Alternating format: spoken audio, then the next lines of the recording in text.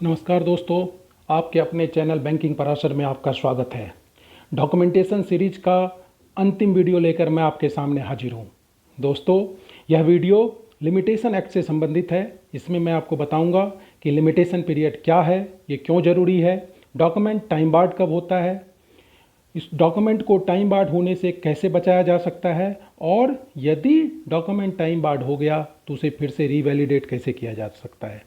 आप इस वीडियो को अंत तक अवश्य देखें ताकि आपको उपर्युक्त सारे प्रश्नों का जवाब मिल जाए। दोस्तों, हमारा पहला प्रश्न है वाई लिमिटेशन। लिमिटेशन क्यों और हमें क्यों इसे जानना जरूरी है।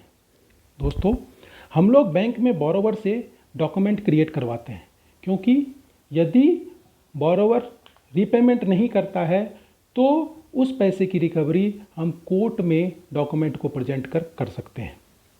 जब बोरोवर डिफ़ॉल्ट कर जाता है, जब वो पेमेंट नहीं करता है, तो कितने पीरियड तक कोर्ट में हम सूट फाइल कर सकते हैं या लीगल रिकोर्स ले सकते हैं, यही पीरियड लिमिटेशन पीरियड कहलाता है। अर्थात prescribed period with in which existing right can be enforced in court of law.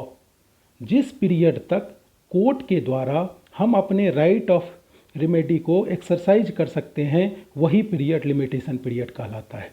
और यदि कोई डॉक्यूमेंट इस पीरियड से बाहर हो जाता है तो ऐसे डॉक्यूमेंट को टाइम बार्ड डॉक्यूमेंट कहा जाता है। डॉक्यूमेंट टाइम बार्ड होने के बाद उसमें कोर्ट के इंटरवेंशन के द्वारा रिकवर करने का राइट ऑफ रेमेडी हमारा समाप्त हो जाता है। लेकिन राइट टू रिकवर लोन या एडवांस हमेशा रहता है जब तक कि फुल अमाउंट रिकवर ना हो जाए। जैसे कि यदि कोई सामान प्लेज में हमारे पास रखा हुआ है तो उसको लिक्विडेट करने का राइट डॉक्यूमेंट टाइम बार्ड होने के बाद भी किया जा सकता है। दोस्तों, लिमिटेशन पीरियड हमारे लिए बहुत ज़रूरी है, क्योंकि डॉक्यूमेंट के टाइम बार्ड होने के बाद हमारी लीगल राइट समाप्त हो जाती है। अतः हमें इस मामले में बहुत गंभीर होना चाहिए ताकि कोई डॉक्यूमेंट टाइम बार्ड ना हो और समय पर इसके लिमिटेशन को बढ़ाया जा सके, और यदि डॉक्यूमेंट टाइम बार्ड हो गया हो तो उसे तुरंत रीवैलिडेट कराया जा सके ताकि कोर्ट ऑफ लॉ में हम उसे प्रेजेंट कर सकें। वैसे तो right of lean, set of या प्लेज ऑफ गुड्स में हमें सूट फाइल करने की ज़रूरत नहीं होती है, और इसका उपयोग हम लोग लिमिटेशन पीरियड समाप्त होने के बाद भी कर सकते हैं। लेकिन इस अधिकार के उपयोग के पश्चात यदि राइट टू सेट ऑफ, लीन और प्लेज के यूटिलाइजेशन के बाद भी यदि कोई आउटस्टैंडिंग अमाउंट हमारे अकाउंट में रह जाता है तो इसे सिविल सूट के जरिए रिकवर नहीं किया जा सकता है, क्योंकि राइट टू रेमेडी हमारा लिमिटेशन पीरियड के साथ ही समाप्त हो जाता है। अर्थात यदि pledge right to set off के द्वारा यदि हमारे पास कोई भी एडवांस या लोन है तो हमें उसका सफिशिएंट मार्जिन हमेशा चेक कर लेना चाहिए, और यदि सफिशिएंट मार्जिन ना हो तो लिमिटेशन पीरियड का ख्याल अवश्य रखना चाहिए ताकि पर्सनल लायबिलिटी हम उसकी फिक्स कर सकें और कोर्ट के द्वारा यदि कोई रिमेनिंग आउटस्टैंडिंग अमाउंट हो तो उसको रिकवर किया जा सके। दोस्तों, अब हम देखते हैं कि लिमिटेशन पीरियड का निर्धारण कैसे किया जाता है।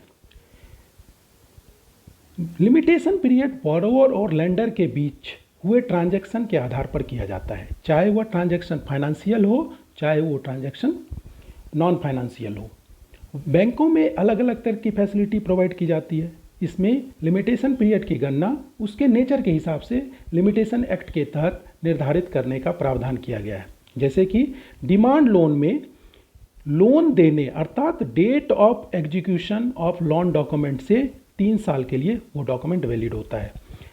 यही बात जब हम टर्म लोन की करते हैं तो टर्म लोन में बोरोवर जिस दिन से डिफ़ॉल्ट करता है उस दिन से 3 साल तक डॉक्यूमेंट वैलिड होता है। जैसे कि यदि ड्यू डेट 12/7/2019 है तो डॉक्यूमेंट 12/7/2022 तक वैलिड होगा, और डॉक्यूमेंट 13/7/2023 से टाइम बार्ड हो जाएगा।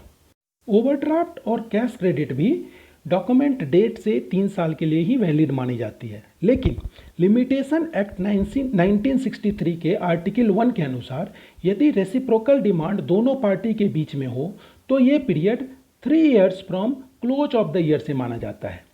यदि कैश क्रेडिट या ओवरड्राफ्ट अकाउंट में रेसिप्रोकल डिमांड हो, अर्थात डेबिट भी हो और क्रेडिट भी हो, तो उसकी validity close of the year से काउंट की जाती है। जैसे हम उदाहरण के तौर पर ले सकते हैं, यदि किसी अकाउंट में 15/6/2020 को 50,000 रुपये डेबिट हुआ, 20/8/2020 को 10,000 रुपये क्रेडिट हुआ तथा 21/8/2020 को 20,000 रुपये डेबिट हुआ, तो इस अकाउंट में 20/8/2020 को क्रेडिट एंट्री भी हुई है जो कि बोरोवर के द्वारा की गई है और रेसिप्रोकल है।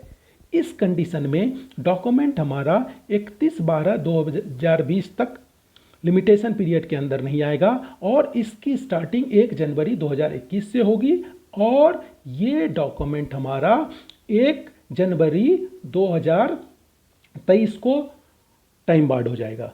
यदि अकाउंट में सिर्फ डेबिट एंट्री हुई है तो जो लास्ट डेबिट एंट्री है वहीं से 3 साल डॉक्यूमेंट की वैलिडिटी मानी जाएगी। दोस्तों, लिमिटेशन के कैलकुलेशन के दरमियान में कुछ ऐसी चीज़ें हैं जिनका कि लिमिटेशन एक्ट में पीरियड ऑफ कैलकुलेशन में गिनती नहीं करने का प्रावधान किया गया है। जैसे कि फर्स्ट है first day of cause of action. इसका मतलब क्या है? यदि डॉक्यूमेंट 20/8/2020 को एग्जीक्यूट कराया गया है तो यह डॉक्यूमेंट 20/8/2023 तक वैलिड होगा। किसी भी कंडीशन में हम ये नहीं सोच सकते कि ये डॉक्यूमेंट 19/8/2023 को तक वैलिड होगा, क्योंकि first day of cause of action ये हटा दिए जाते हैं। तो डॉक्यूमेंट यदि 20/8/2020 को एग्जीक्यूट हुआ है तो डॉक्यूमेंट 20/8/2023 तक वैलिड होगा और 21/8/2023 से यह डॉक्यूमेंट टाइम बार्ड हो जाएगा। नेक्स्ट है दोस्तों क्लोजर ऑफ कोर्ट। इसका मतलब है कि यदि last date of validity of document को, यदि कोर्ट हॉलीडे है, जिस दिन कोर्ट पहली बार खुलेगा उस दिन तक वह डॉक्यूमेंट वैलिड माना जाएगा। जैसे कि यदि डॉक्यूमेंट 20/8/2023 तक वैलिड है और 20/8/2023 को यह माना जाए कि कोर्ट का हॉलीडे है और कोर्ट 25/8/2023 को खुलेगा, तो वह डॉक्यूमेंट 25/8/2023 तक वैलिड माना जाएगा और 26/8/2023 को वह डॉक्यूमेंट टाइम बार्ड हो जाएगा। नेक्स्ट है दोस्तों absence from India. Absence from India का मतलब है कि यदि कोई डिपेंडेंट इंडिया के बाहर हो, स्टे इन अब्रॉड का पीरियड जो होता है वो लिमिटेशन पीरियड के कैलकुलेशन से हटा दिए जाते हैं। जैसे कि यदि डॉक्यूमेंट 20/8/2023 तक वैलिड है और इस बीच में बोरोवर 1 साल के लिए अब्रॉड चला गया तो वह डॉक्यूमेंट 1 साल और आगे चला जाएगा, क्योंकि वो जो पीरियड है अब्सेंस फ्रॉम इंडिया वो पीरियड माइनस कर दिए जाएंगे और वो डॉक्यूमेंट 20/8/2024 तक वैलिड हो जाएगा। लेकिन यदि अकाउंट में एक से ज़्यादा बोरोवर हो तो बोरोवर अब्रॉड में रहा हो सिर्फ उसके लिए ही डॉक्यूमेंट की वैलिडिटी बढ़ेगी। जो इंडिया में है उससे सेम वैलिडिटी रहेगी उसके लिए और उससे हमें डॉक्यूमेंट को वैलिडेट कराते रहना है। नेक्स्ट आता है सूट इन रॉन्ग कोर्ट। दोस्तों, without any wrong intention and in good faith, यदि केस गलत कोर्ट में फाइल हो गया हो तो जो पीरियड पहले कोर्ट में स्पेंड किए गए हैं वह भी कंप्यूटेशन से हटा दिए जाते हैं। नेक्स्ट है इंजंक्शन। यदि कोर्ट के द्वारा केस फाइल करने में कोई इंजंक्शन लगा दिया गया हो कि अभी इस पे केस नहीं फाइल किया जा सकता है, तो जो पीरियड अभी लिमिटेशन पीरियड में उसको काउंट नहीं किए जा सकते हैं। अभी दोस्तों अभी आप देख रहे हैं कि कोविड के सिचुएशन में ऐसी स्थिति आई थी तो गवर्नमेंट ने इसका नोटिफिकेशन दिया हुआ है कि इस पीरियड को भी काउंट नहीं कराए जाएंगे। तो इस तरह से यदि कोई भी चीज़ हो तो यदि इस पीरियड में कोई डॉक्यूमेंट हमारा टाइम बार्ड हो रहा है तो वो टाइम बार्ड नहीं होगा, क्योंकि कोर्ट ने या रिजर्व बैंक ऑफ इंडिया के द्वारा नोटिफिकेशन आई है, गवर्नमेंट ऑफ इंडिया के द्वारा नोटिफिकेशन आ गई है कि ये इस पीरियड में यदि डॉक्यूमेंट टाइम बार्ड हो रहा है तो वो हमारा टाइम बार्ड के कैलकुलेशन में नहीं होगा और डॉक्यूमेंट उस दिन तक के लिए वैलिड होता है। दोस्तों, मैं अब गारंटर से संबंधित कुछ बातें आपको बताना चाहता हूं। जैसे कि आप जानते हैं कि गारंटर के बारे में हमारे लिमिटेशन एक्ट 1963 में कहीं भी चर्चा नहीं की गई है, अर्थात विभिन्न कोर्ट के द्वारा दिए गए डायरेक्शन को ही मान्य माना जाता है। सुप्रीम कोर्ट के द्वारा इसका समय जिस समय गारंटर से डिमांड किया गया है वहां से किया गया है, जो कि 1976 में दिया गया था। लेकिन केरला हाई कोर्ट के अनुसार गारंटर और बोरोवर दोनों सेम होते हैं, सेम लायबल होते हैं, अतः इनके लिए कोई सेपरेट वैलिडिटी की कोई ज़रूरत नहीं होती है जब तक कि गारंटर ने अपने अधिकार को विड्रॉ या रिफ्यूज नहीं किया है। तो दोस्तों ऐसी एम्बिग्विटी हमारे लिए बनी होती है। इसके कारण हमें सेफ रहने के लिए हमेशा गारंटर के लिमिटेशन पीरियड की गणना डेट ऑफ गारंटी एग्रीमेंट से ही हम काउंट करें और इसके पहले हम डॉक्यूमेंट को रिवाइव कर लें ताकि इस तरह से हमें कोई प्रॉब्लम ना हो। दोस्तों अब हम देखेंगे कि जो कुछ ऐसे डॉक्यूमेंट हैं जिसके बारे में हमने आपको स्क्रीन पे दिया है और इसको मैंने आपकी सुविधा के लिए समय के बढ़ते क्रम के हिसाब से लगाया है ताकि आप इसको समझ सकें और यदि आप चाहते हैं तो आप इसका स्क्रीनशॉट भी ले सकते हैं और ताकि जिससे कि आप इसको अपने रिकॉर्ड में रख के कभी बाद में देख सकते हैं। तो दोस्तों सबसे पहले देखिए कि 30 days from date of decree, मैंने सबसे पहले कम समय को लिया है। तो ये कब है? यदि कोई लोअर कोर्ट का डिसीजन है और उसको किसी अदर कोर्ट में करना है तो उसके लिए सिर्फ 30 डेज का पीरियड है। नेक्स्ट है 90 डेज, यदि कोई डिग्री आपको लोअर कोर्ट ने दिया है और उसको हाई कोर्ट में अपील करना है तो उसके लिए 90 डेज का पीरियड होता है। उसके बाद है 3 years from date of loan, loan से 3 ईयर कब से काउंट होता है? जिस दिन हमने लोन किया या date of execution of document है वहाँ से 3 ईयर किस किस केस में होता है? तो सबसे पहले हमारा डिमांड प्रोमिसरी नोट है, बिल ऑफ एक्सचेंज है जो पेबल ऑन डिमांड है। यदि कोई डेट स्पेसिफाइड नहीं है रिपेमेंट का, मतलब पेमेंट का यदि कोई डेट स्पेसिफाइड नहीं है तो वहाँ भी डेट ऑफ लोन से ही 3 साल माना जाएगा। प्लेज हाइपोथिकेशन एग्रीमेंट है वो भी 3 ईयर्स ही माना जाता है। और कोई पर्सनल लाइबिलिटी यदि मॉर्टगेज के केस में है तो उस इंडिविजुअल के ऊपर पर्सनल लाइबिलिटी भी डेट ऑफ लोन से ही माना जाता है। नेक्स्ट है दोस्तों 3 years from date of each instalment, जैसे कि हम टर्म लोन में देखते हैं कि जैसे ही टर्म लोन में हमारा इंस्टॉलमेंट पे किया जाता है उस डेट से 3 साल के लिए वो हमारा लिमिटेशन पीरियड एक्सटेंड हो जाता है। यदि पर्सनल लाइबिलिटी मॉर्टगेज के केस में है और वो पेएबल ऑन इंस्टॉलमेंट है तो उस केस में ये जो है हमारा ईच इंस्टॉलमेंट के 3 साल, जिस दिन से वो डिफ़ॉल्ट किया वहाँ से 3 साल के लिए पर्सनल लाइबिलिटी मानी जाएगी, जबकि मॉर्टगेज के लिए वो 12 साल का पीरियड होता है। अब है 3 ईयर्स फ्रॉम ड्यू डेट, यदि यूसेंस बिल ऑफ एक्सचेंज है या डिमांड प्रोमिसरी नोट है जो पेएबल ऑन इंस्टॉलमेंट है तो 3 ईयर्स जब ड्यू डेट होता है, यहाँ देखिए आप डिमांड प्रोमिसरी नोट यदि डिमांड पे है तो फ्रॉम लोन से है, यदि वो इंस्टॉलमेंट पे है तो ड्यू डेट से है। नेक्स्ट है दोस्तों 3 years from date of demand and bank default, यदि देखिए यहाँ पर बैंक डिफ़ॉल्ट की हम बात कर रहे हैं, जैसे कि यदि कोई सेविंग बैंक अकाउंट वाला या करंट अकाउंट वाला बैंक से डिमांड करता है और हम उसको वापस पैसे नहीं दे पाते हैं तो जिस दिन बैंक डिफ़ॉल्ट कर जाता है इनसे, उस दिन से वो 3 साल तक के लिए केस फाइल कर सकता है बैंक के ऊपर। वही टर्म डिपॉजिट के केस में आता है कि यदि उसका फिक्स डिपॉजिट का जो डेट है वो मैच्योर हो गया और उसके बाद उसने डिमांड किया तो जिस दिन से उसने डिमांड किया उसके 3 साल के अंदर वो केस में बैंक के अगेंस्ट में फाइल कर सकता है, तो वो 3 years of date of demand है। तो नेक्स्ट है 3 years from date of detection, मतलब कोई फ्रॉड है या आपने कोई गलत पैसा किसी के अकाउंट में चला गया, जिस दिन से आपने उस मिस्टेक को देखा उस दिन से 3 साल तक आप उससे पैसा डिमांड कर सकते हैं, या फ्रॉड हुआ तो जिस दिन से फ्रॉड डिटेक्शन हुआ वहाँ से 3 साल तक किया जाता है। अब देखिए 3 years from the date when right to sue accrues, यदि कहीं कोई लिमिटेशन पीरियड अवेलेबल नहीं है तो जिस दिन से वो हमारा राइट होता है स्टार्ट होता है वहाँ से 3 साल के लिए हम मानते हैं। मॉर्टगेज, और जब देखिए 12 years from the date of mortgage, मतलब क्या है कि यदि कोई मॉर्टगेज बेस्ड लोन है और उसमें पेएबल ऑन डिमांड है तो उसका calculation from date of mortgage से ही माना जाता है, लेकिन यदि वो इंस्टॉलमेंट बेस पे है तो वो 12 years from date of default से माना जाता है। ये आपको ध्यान देने की ज़रूरत है।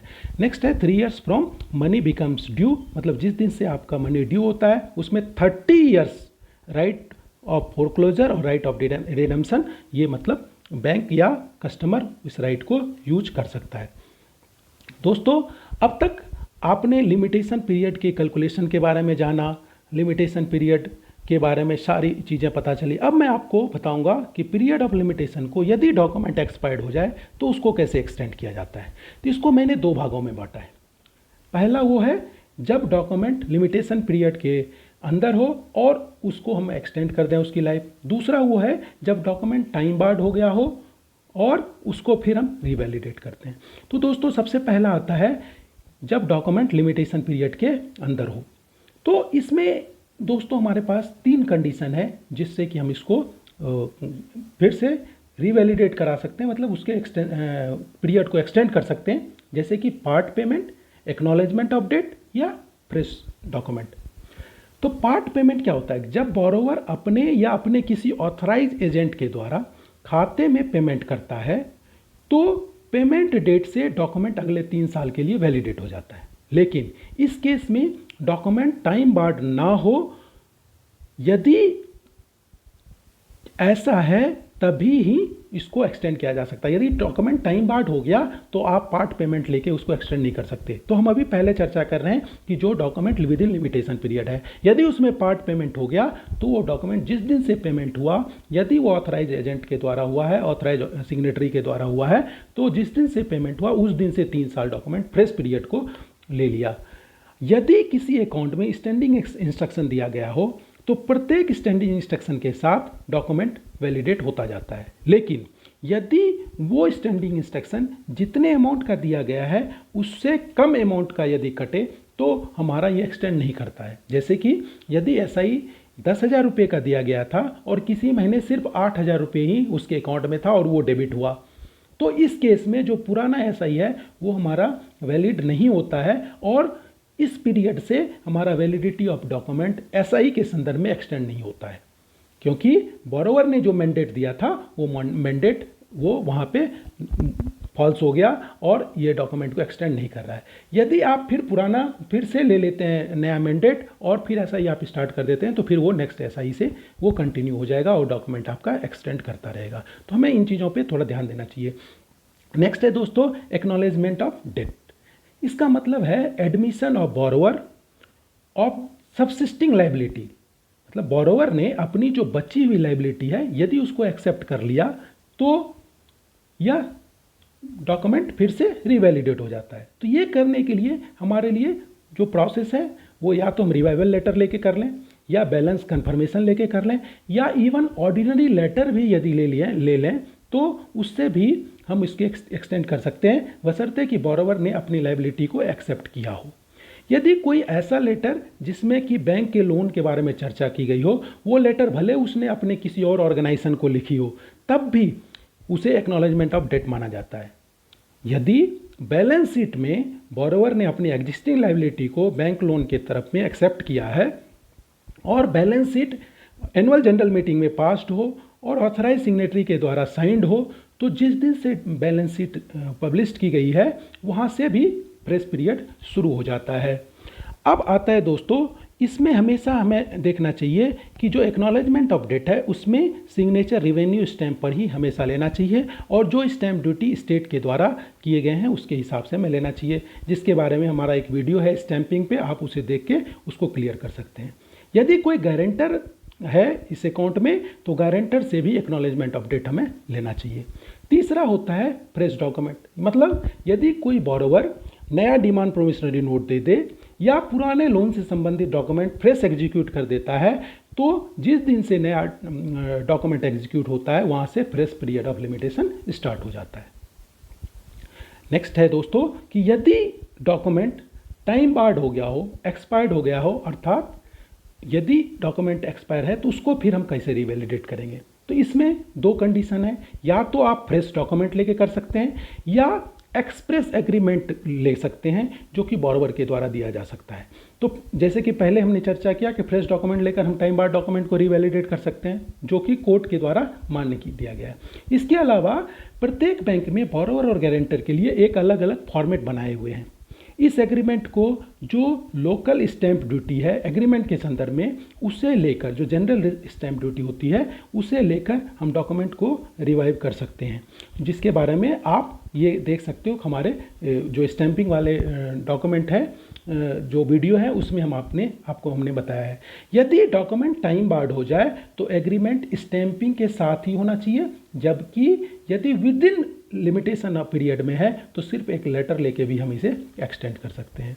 दोस्तों, रिवाइवल लेटर या एक्नॉलेजमेंट ऑफ डेट हम कितनी बार भी ले सकते हैं। इसकी पीरियोडिसिटी 6 महीने की है, प्रत्येक 6 महीने में हमें बैलेंस कन्फर्मेशन लेना चाहिए, और बैलेंस कन्फर्मेशन जिस दिन से हमने रिसीव किया वहाँ से लिमिटेशन पीरियड 3 साल के लिए हो जाता है।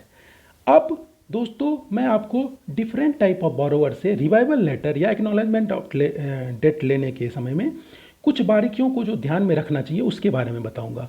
जैसे कि इसमें सबसे पहला है हमारा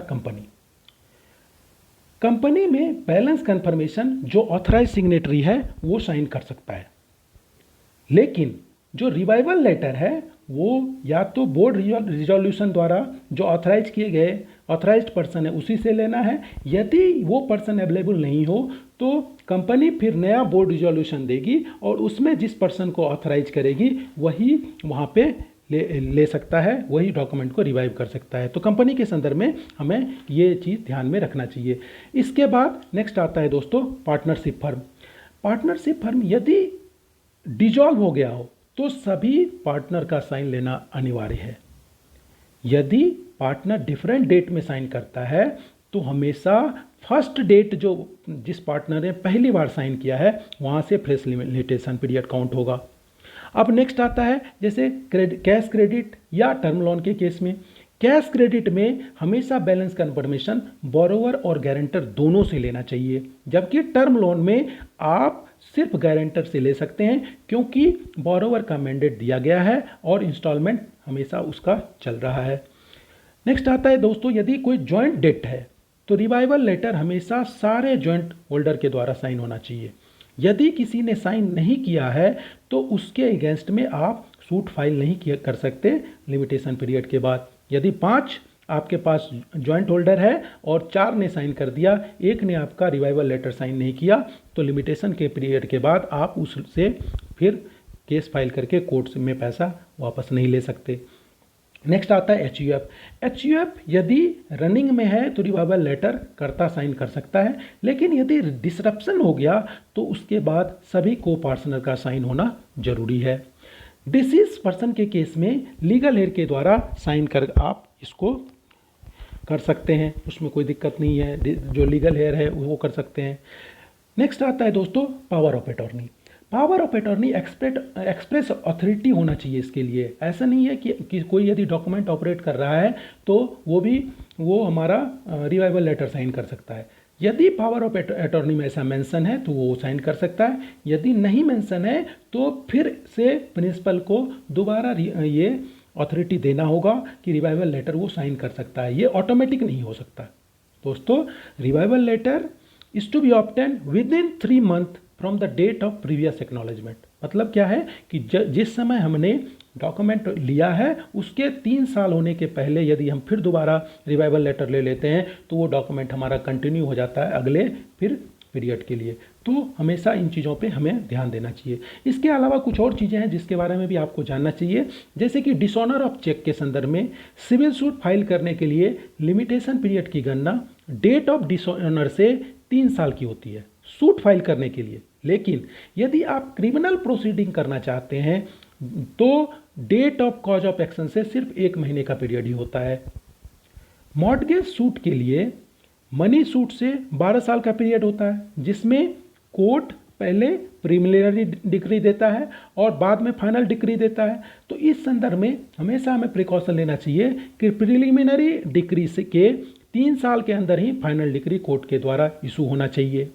इसके अलावा सरफेसी एक्ट को लागू करने के लिए भी लिमिटेशन एक्ट के अनुसार ही डॉक्यूमेंट का होना जरूरी है। कोई हम रेवेन्यू सर्टिफिकेट प्रोसीडिंग के लिए जा रहे हैं या डीआरटी केस फाइल कर रहे हैं तो कोई भी केस इस तरह का इनिशिएट करने के लिए भी लिमिटेशन एक्ट के अंदर जो पीरियड डिसाइड किए गए उस पीरियड के अंदर डॉक्यूमेंट का होना बहुत ज़रूरी है। दोस्तों मैं आपको वैलिडिटी और उससे संबंधित सारी जानकारी शायद आपको मिल गई होगी। यदि आपको यह वीडियो अच्छा लगा हो तो आप इसे अपने दोस्तों में शेयर करें और चैनल को सब्सक्राइब करें ताकि आपको कोई नोटिफिकेशन मिल सके। यदि आपको कोई विषय पे वीडियो आप चाहते हैं तो आप हमें कमेंट बॉक्स में ज़रूर डालें ताकि उससे रिलेटेड मैं अगला वीडियो बनाऊं। लेकिन इसके साथ ही मैं आपको बता दूं कि नेक्स्ट जो वीडियो होगा हमारा वो बैलेंस शीट के ऊपर होगा और बैलेंस शीट बैंकर के लिए बहुत ज़रूरी है। उस पर ही मैं बनाऊंगा ताकि आपको ज़्यादा से ज़्यादा फ़ायदा मिल सके। तो आप इसको जल्दी से जल्दी सब्सक्राइब करें और अपने दोस्तों में दें ताकि डॉक्यूमेंटेशन से संबंधित हमारे 5 वीडियो को वो देख सके और डॉक्यूमेंटेशन से संबंधित सारी भ्रांतियाँ दूर हो सके। नमस्कार, जय हिंद।